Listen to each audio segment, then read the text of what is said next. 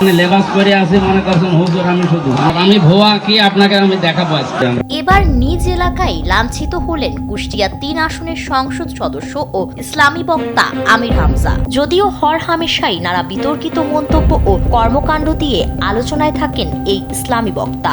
এক বিতর্কের রেশ কাটতে না কাটতে আবার নতুন করে আলোচনায় আসেন এই বক্তা। তবে এবার বক্তব্য দিতে গেলে তাকে ঘিরে প্রকাশ্যে উঠে ভুয়া ভুয়া স্লোগান। পাশাপাশি সামাজিক মাধ্যমে ছড়িয়ে পড়ে ছাত্রদল কর্তৃক তাকে অবরোধ করে রাখার দাবিও।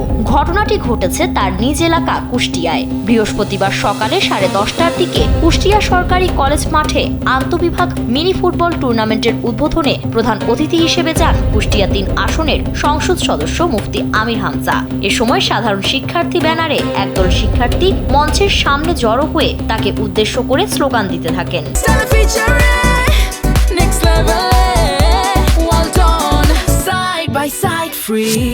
পরে তিনি টুর্নামেন্ট উদ্বোধনের জন্য মাঠে প্রবেশ করলে পরিস্থিতি আরো উত্তপ্ত হয়ে ওঠে।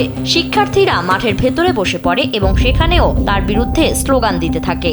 ঘটনার পর সামাজিক মাধ্যমে মুফতি আমির হামজা নামের একটি ফেসবুক পেজ থেকে দাবি করা হয় কলেজ পরিদর্শনের সময় তাকে ছাত্রদলের নেতাকর্মীরা অবরুদ্ধ করে রেখেছিল।